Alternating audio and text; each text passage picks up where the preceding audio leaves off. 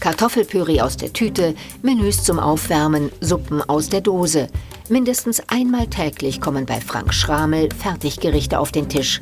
Für ihn muss es einfach und schnell gehen. Kartoffelschälen, das dauert mir zu lang. Dann mache ich ein Tütchen auf und schmeiße es in einen Topf rein und dann geht es ruckzuck. Oder aus dem Eisfach mal schnell was rausgeholt. Wenn ich mal wirklich Zeit habe, dann versuche ich mal zu Hause was zu kochen. Da ich nicht der Koch bin, ist so ein Tütchen dann doch einfacher oder eine Dose. So wie er denken viele Deutsche. Fertigprodukte sind äußerst beliebt. In den vergangenen 10 Jahren hat sich ihr Umsatz verdreifacht. Ist ja auch praktisch, aber leider nicht gesund.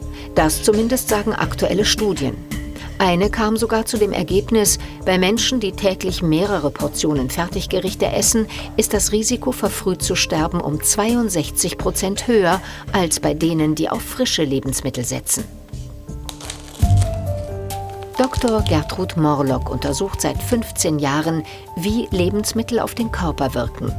Die Lebensmittelanalytikerin hält Fertigprodukte zwar nicht per se für schädlich, aber zu viel davon kann krank machen.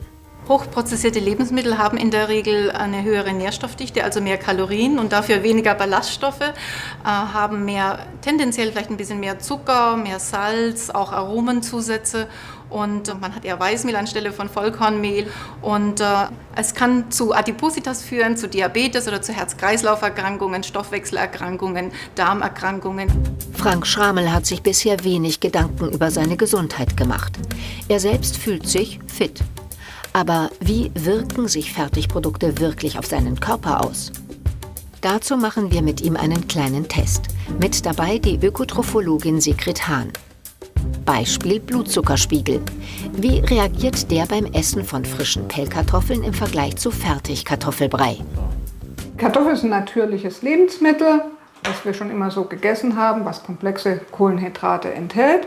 Um den Instantbrei herzustellen, wird sie stark verarbeitet, zerkleinert, aufgeschlossen, damit es nachher schneller aufgießbar ist. Eine frische Kartoffel besteht aus langkettigen Kohlenhydraten. Und je länger die Kohlenhydratketten sind, desto länger braucht der Körper, um sie aufzuspalten. Dieser Prozess beginnt bereits beim Kauen. Im Speichel ist das Enzym Amylase, das die Kohlenhydrate bereits angreift. Über den Magen gelangen sie dann in den Dünndarm. Dort gibt die Bauchspeicheldrüse weitere Verdauungsenzyme hinzu. Diese zerlegen die Kohlenhydrate in ihre kleinsten Bestandteile, die Glucose. Glucose wird von der Dünndarmschleimhaut aufgenommen und ans Blut abgegeben. Dadurch steigt der Blutzuckerspiegel allmählich an. Im Vergleich ist die Struktur der Kohlenhydratketten beim Fertigkartoffelbrei durch die Verarbeitung bereits weitgehend zerlegt. Dadurch gelangt die Glucose sehr schnell ins Blut und der Blutzuckerspiegel steigt an. Aber er sinkt nach dem Essen auch schnell wieder ab. An 2 verschiedenen Tagen misst Sigrid Hahn den Blutzuckerspiegel von Frank Schramel erst einmal auf nüchternen Magen. Der Blutzuckerwert beträgt 76 Milligramm pro Deziliter. Das heißt, Frank hat Hunger. Jetzt wiegt Sigrid Hahn genau die Menge Kohlenhydrate ab, die auch im Instant-Püree enthalten sind. Das entspricht 2 Kartoffeln. Nach dem Essen wird in regelmäßigen Abständen erneut gemessen. Nach 2 Stunden ist der Blutzuckerspiegel immer noch 10 Punkte über dem Ausgangswert. Beträgt 86 Milligramm pro Deziliter. Das heißt, die Kartoffel liefert immer noch Energie. Am nächsten Tag. Der Blutzuckerspiegel auf nüchternen Magen ist etwas höher als am Tag zuvor. 84 Milligramm pro Deziliter. Jetzt gibt es das Instant-Püree. Deckel ab, Wasser drauf, fertig. Wieder messen. Und nach 2 Stunden... Der Blutzuckerwert beträgt 77 Ganz in den Keller Milligramm pro gerauscht. Deziliter. Deutlich unter dem, wo wir gestartet haben. Und zwar stolze 7 Punkte. Die Energie ist also vollständig aufgebraucht. Und Frank hat schon wieder Hunger. Wenn der Blutzucker sehr tief ist, dann haben wir ordentlich Kohldampf und gucken nach was zu essen. Und häufig haben wir dann eben auch einen Hunger auf Süßes. was unseren Blutzuckerspiegel wieder schnell ansteigen lässt. Also so typische Heißhungerattacken. Lange satt macht so eine Terrine also nicht. Und das, obwohl sie 253 Kilokalorien hat. Im Vergleich, die Kartoffeln hatten gerade mal 150. Dass der Hunger so schnell wieder einsetzt, hat auch mit den Ballaststoffen zu tun. In den beiden Pellkartoffeln stecken fast 4-mal so viele wie im Fertigkartoffelbrei. Und Ballaststoffe sind nicht nur für eine gute Verdauung wichtig, sondern auch für das Immunsystem und den Stoffwechsel. Was steckt sonst noch drin im Fertigprodukt? Satte 2,1 Gramm Salz. Also das sind 35% des Tagesbedarfs an Salz, schon ziemlich viel Salz.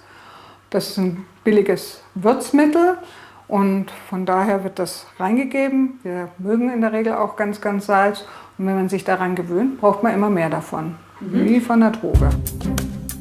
Und wer zu viel davon isst, riskiert Bluthochdruck. Das Problem kennt auch Frank, doch auf seine Ernährung hat er das bisher nicht zurückgeführt. Ein Blick auf die Verpackung zeigt aber auch noch eine ganze Reihe weiterer Inhaltsstoffe: Weizenmehl, Hefe, Milchzucker, Palmfett. Macht das die Fertigprodukte ungesund? Die meisten dieser Stoffe seien unbedenklich, sagt die Lebensmittelanalytikerin Dr. Gertrud Morlock. Es kommt immer genau drauf an. Wenn das jetzt ein gehärtetes Palmfett ist, durch die Härtung des Fettes entstehen auch Transfettsäuren und die Transfettsäuren, die sind in Diskussion oder sind auch bekannt, dass sie eben eher negativ wirken auf dem Plasma, Cholesterolspiegel, also die stehen in Korrelation mit Arteriosklerose oder auch Herz-Kreislauf-Erkrankungen. Und wie sieht es mit den ganzen Zusatzstoffen aus? Sie haben einen eher schlechten Ruf. Die vielen Stoffe mit E-Nummern, Emulgatoren, Säureregulatoren. Zusatzstoffe sind eigentlich sehr gut untersucht. Also die einzelnen Zusatzstoffe sehr gut untersucht, sind nicht gefährlich.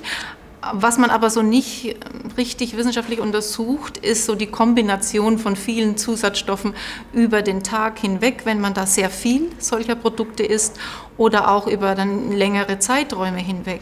Also da ist noch Forschungsbedarf. Zu viel Salz, zu viele einfache Kohlenhydrate und schlechtes Fett. Wer bei seinem Speiseplan ständig auf solche Fertigprodukte setzt, lebt weniger gesund. Das Problem: viele Krankheiten entstehen schleichend und machen sich erst spät bemerkbar. Solange man sich fit und gesund fühlt, wie ich jetzt gerade auch so empfinde, denkt man weniger drüber nach. Die gute Nachricht: wer ab und an mal ein Fertigprodukt isst, dem wird es nicht schaden. Aber täglich sollten Sie wohl besser nicht auf den Speiseplan.